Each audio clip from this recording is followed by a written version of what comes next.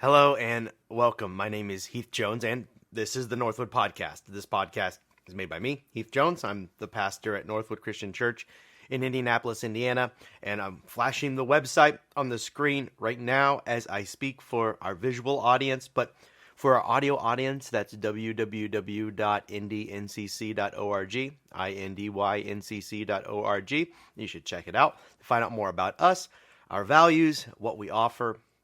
And on there, you'll find links to all of our videos, to our YouTube page, our Facebook, all the stuff. And you'll find more lessons and messages and things maybe that you're interested in. So check that out when you find the time. And while I'm talking about websites, I should give a shout out to our producers at the All Indiana Podcast Network.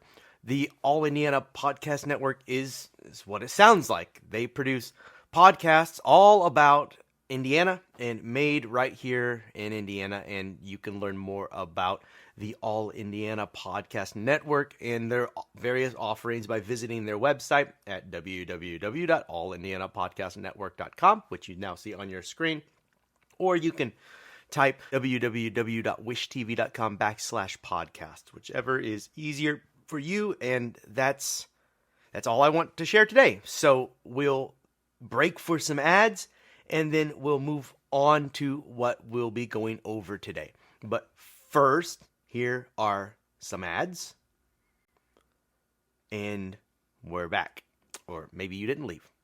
Either way, welcome to this episode, this message from the Northwood Podcast. And the passage that we'll be going over is from a Bible passage found in John, the Gospel of John, chapter 1, verses 29 through 51. And before I dive in, I should say this is a rather lengthy passage, and I should just say that up front. And so if you have trouble focusing on it as I read it, don't feel bad. It's a lot of words I'm about to read at you in all at once. So I encourage you to maybe, if you have trouble tracking with it, turn off the podcast or the video and read it on your own time, or maybe come back later and read it if you had some questions or something that maybe went over your head or something you might have missed while daydreaming. I know how it can go. So either way, here it is for you. I'll just go ahead and read it. As I said, this is from the Gospel of John, chapter 1, verses 29 through 51, and it goes. The next day he saw Jesus coming toward him and declared, "Here is the Lamb of God who takes away the sin of the world. This is he of whom I said, 'After me comes a man who ranks ahead of me because he was before me.' I myself did not know him, but I came baptizing with water for this reason, that he might be revealed to Israel." And John testified, "I saw the Spirit descending from heaven like a dove, and it remained on him. I myself did not know him, but the one who sent me to baptize with water said to me, 'He on whom you see the Spirit descend and remain is the one who baptizes with the Holy Spirit.' And I myself have seen and have testified that this is the Son of God." The next day, John was again standing with two of his disciples. And as he watched Jesus walk by, he exclaimed, "Look, here is the Lamb of God." The two disciples heard him say this, and they followed Jesus. When Jesus turned and saw them following, he said to them, "What are you looking for?" They said to him, "Rabbi," which translated means teacher, "where are you staying?" He said to them, "Come and see." They came and saw where he was staying, and they remained with him that day. It was about 4:00 in the afternoon. One of the two who heard John speak and followed him was Andrew, Simon Peter's brother. He first found his brother Simon and said to him, "We have found the Messiah," which is translated anointed. He brought Simon to Jesus, who looked at him and said, "You are Simon, son of John. You are to be called Cephas," which is translated Peter. The next day, Jesus decided to leave for Galilee. Finding Philip, he said to him, "Follow me." Philip, like Andrew and Peter, was from the town of Bethsaida. Philip found Nathanael and told him, "We have found the one Moses wrote about in the law, and about whom the prophets also wrote, Jesus of Nazareth, the son of Joseph." "Nazareth? Can anything good come from there?" Nathanael asked. "Come and see," said Philip. When Jesus saw Nathanael approaching, he said of him, "Here truly is an Israelite in whom there is no deceit." "How do you know me?" Nathanael asked. Jesus answered, "I saw you while you were still under the fig tree, before Philip called you." Then Nathanael declared, "Rabbi, you are the Son of God. You are the King of Israel." Jesus said, "You believe because I told you I saw you under the fig tree. You will see greater things than that." He then added, "Very truly I tell you, you will see heaven open and the angels of God ascending and descending on the Son of Man." If you're still with us after that long reading, thank you. It is a long reading, but it tells a story of a group of people who are receiving some good news, or are witnessing something wonderful, who are telling others about it in this game of not exactly telephone, but passing on the good news. And for many readers, that is the fairly obvious logic and progression of the story. There's something worthwhile to check out, and there are many who are inviting others to come and see what they found. What they found in the story is Jesus, and what they've seen, which we don't read about specifically here, but from other stories about Jesus, what they have seen are his healing works. It's simple. And then those that see these things, these good things, they tell others about the good news. And it basically goes on and so forth. A basic gospel, Jesus' ministry type stuff.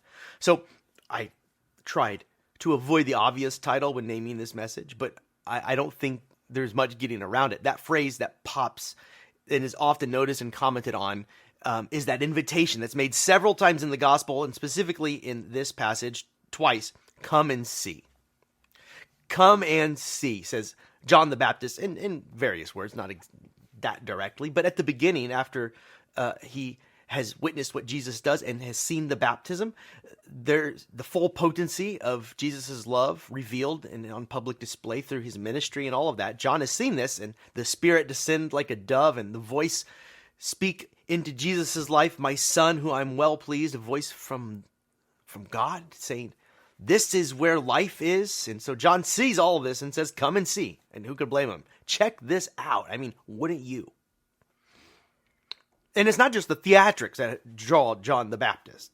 You know what I just talked about, the voices from heaven, the bright lights, the doves descending. It's not this that draws John and many others to Jesus's ministry. It's his compelling actions in the world.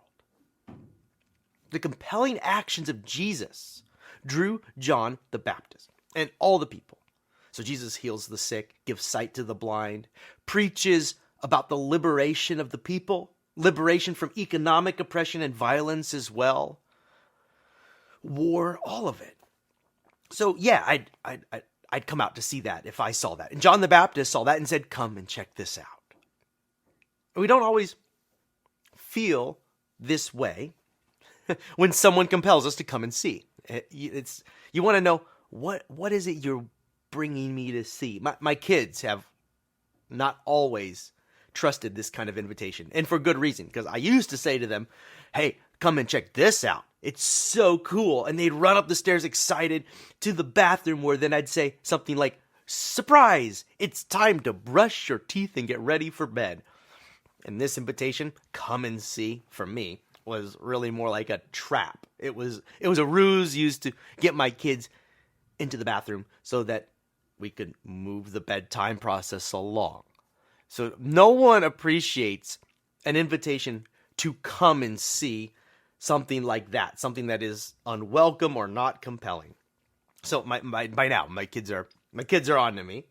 When I say some variant of this kind of come and see, my eldest will nearly always inquire, Dad, come and see what? Because she has learned that this might be an invitation to come and see her daily vitamins or her homework or the mess that she needs to clean up. She knows that not all invitations to come and see something are equal. It's a good thing that she's learning this, because this for her, it's just the beginning. Turn on the TV.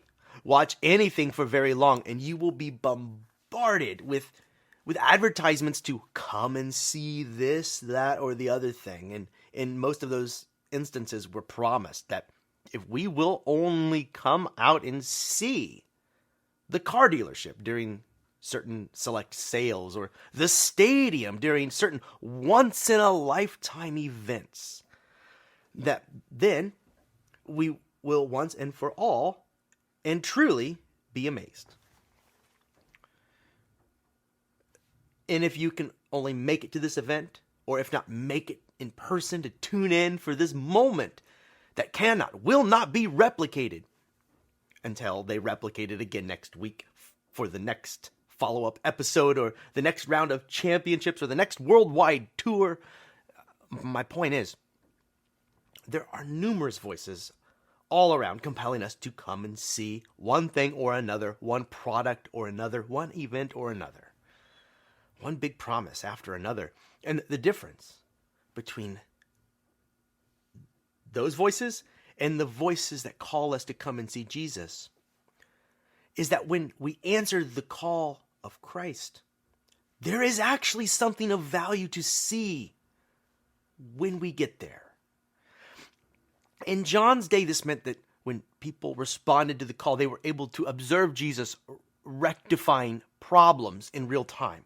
He healed. He fed the hungry. He helped castaways and outsiders find their ways back into their communities in meaningful ways.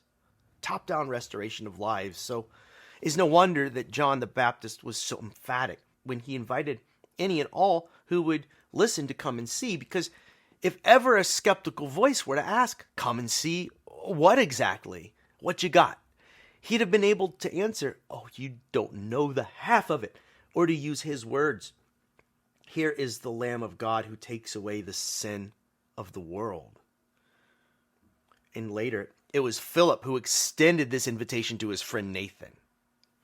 He had answered to Jesus' invitation already, and he was impressed at what he saw, and he invited another incredulous person, but with confidence, knowing that when he bore witness to the work of Jesus in the world, then his friend would be more than a little impressed when he went and saw what was there.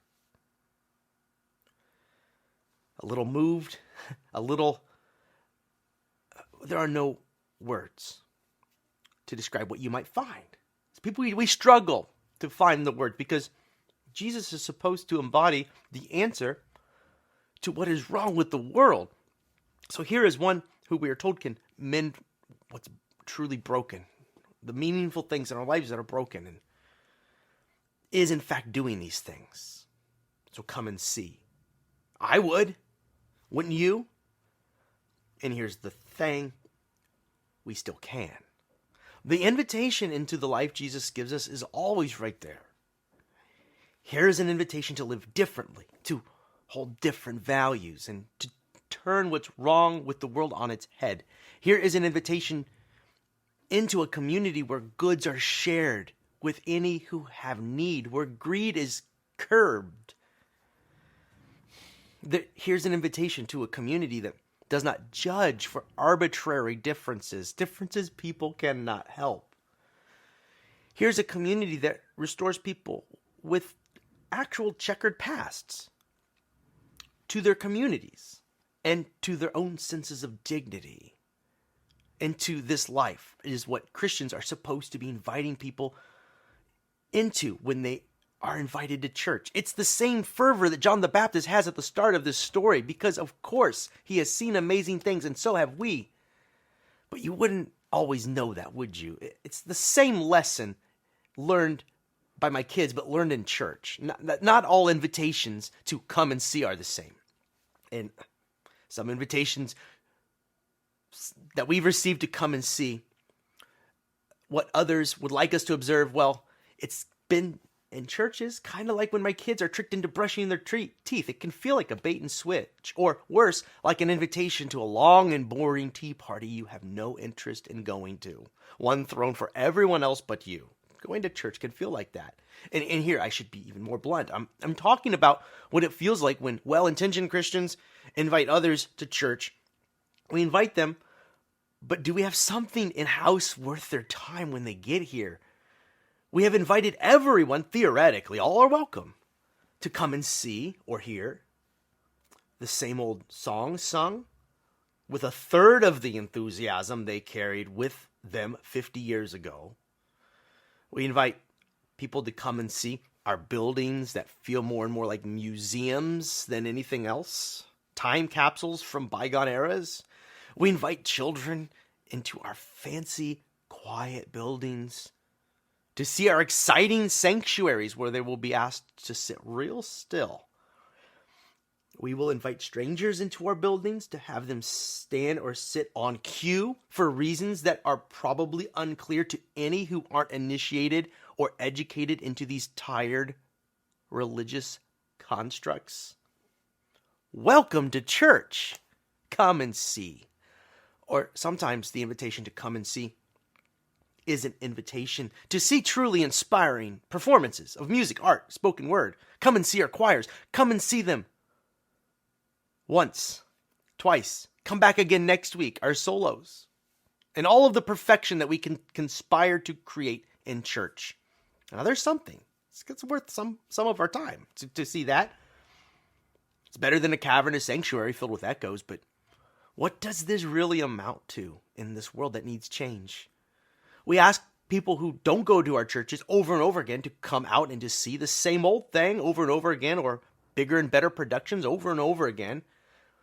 I guess why should they is my question. Because we have seldom had, well, sometimes we have seldom had something compelling for them to see when they get here. I heard a joke this past week that went something like this. I might get it slightly wrong, but I think enough to get the point. The joke goes, the bad news is that the church is stuck back in 1967. The good news is, if 1967 comes back again, we'll be ready. Of course, the really bad or good news, depending on your perspective, is found in the point of the joke. Of course, 1967 isn't coming back, despite how many in our churches wish that it would. I don't wish that it would. Some people do. All in all, I think that this is a far cry away from what John the Baptist had to invite the people to in his day.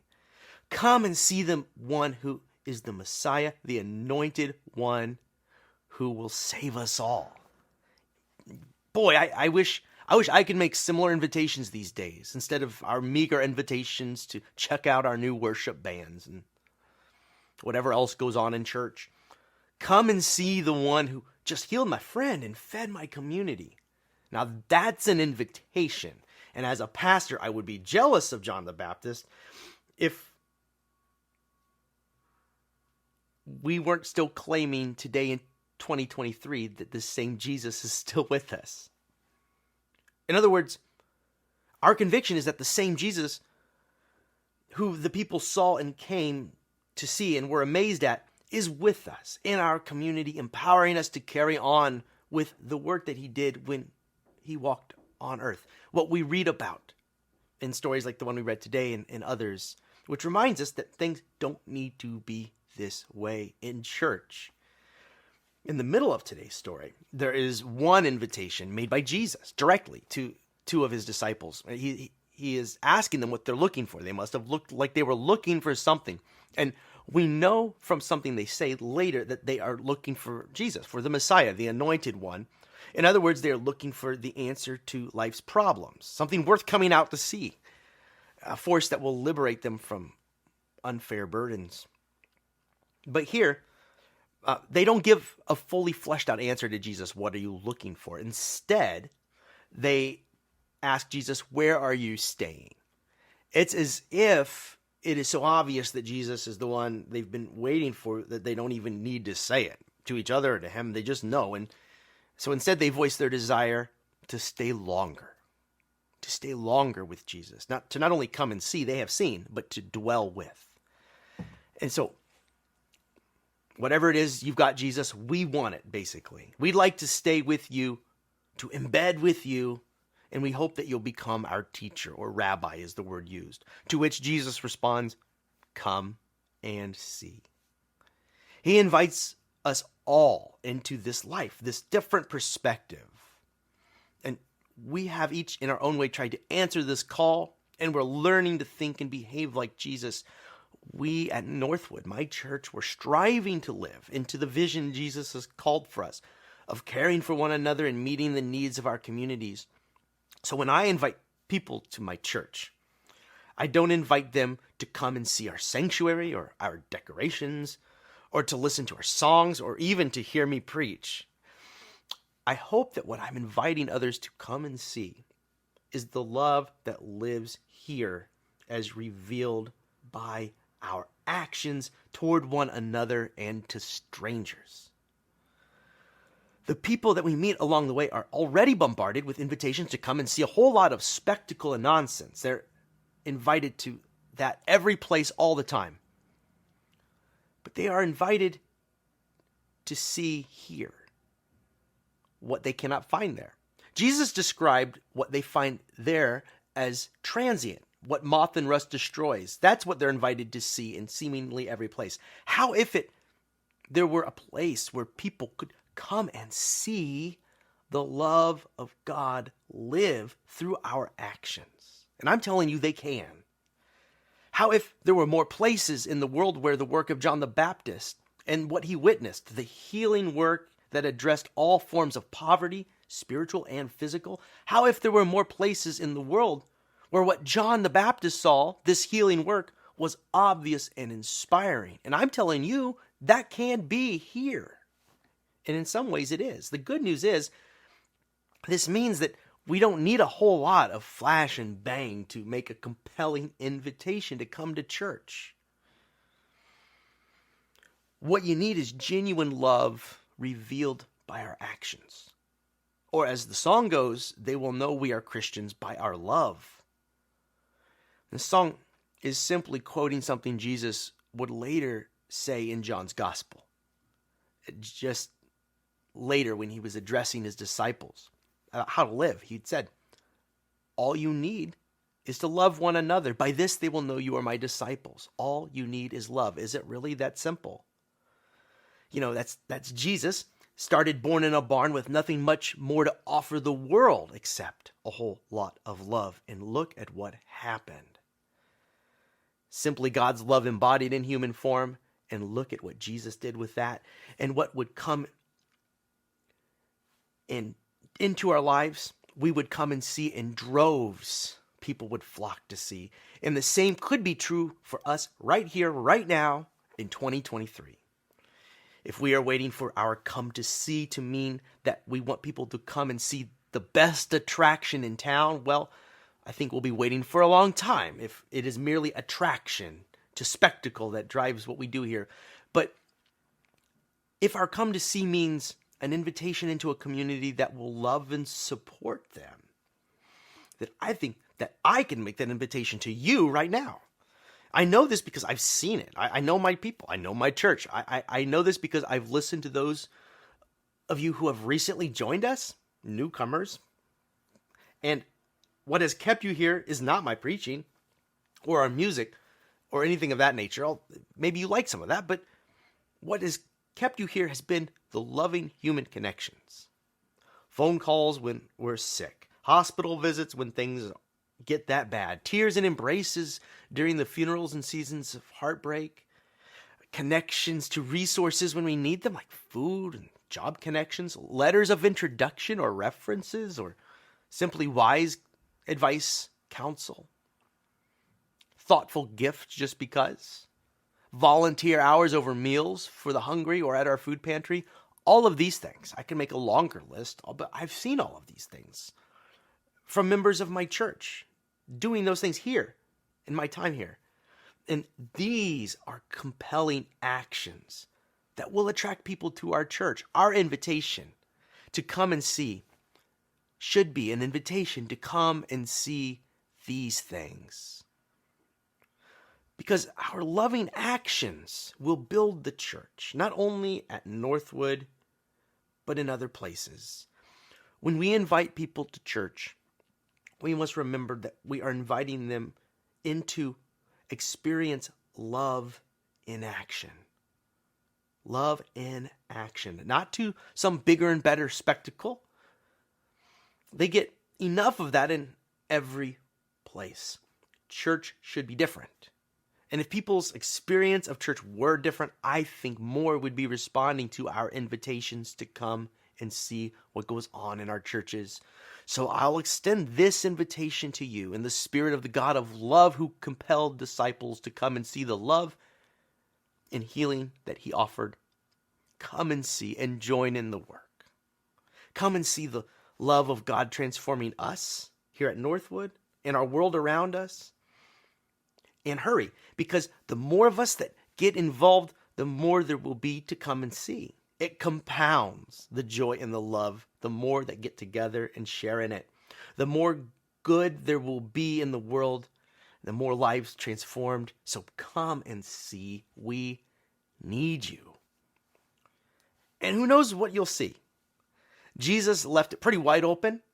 Lots of good options, saying to one disciple at the end of today's story, one who was impressed by one thing Jesus did involving a prescient knowledge and a fig tree, that there would be much more to come than that thing that disciples saw. Greater things than these was the way he put it in verse 51. So I say to you, who knows? Greater things. Let us hope to see greater things, wonderful things than what we have seen in life so far. But the wonderful things that we will see will only be worth our seeing because our actions, our activities will be anchored in love. It will hardly matter at that point how we sing or how well we speak in our churches. What matters is how we love. A love-sick world will turn out to come and see and experience authentic love.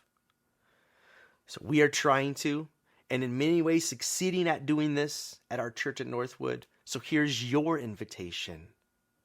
One more time. Come and see what God will do is doing here. We can't wait to discover what will happen next. This has been the Northwood Podcast. If you like what we're doing here, please subscribe to the podcast by way of whatever app you use to listen or leave a comment. These points of engagement drive more traffic our way. Or check out our website, www.indyncc.org. And also check out the other podcasts produced by the All Indiana Podcast Network. Until next time, this has been the Northwood Podcast. I am Heath Jones. Peace.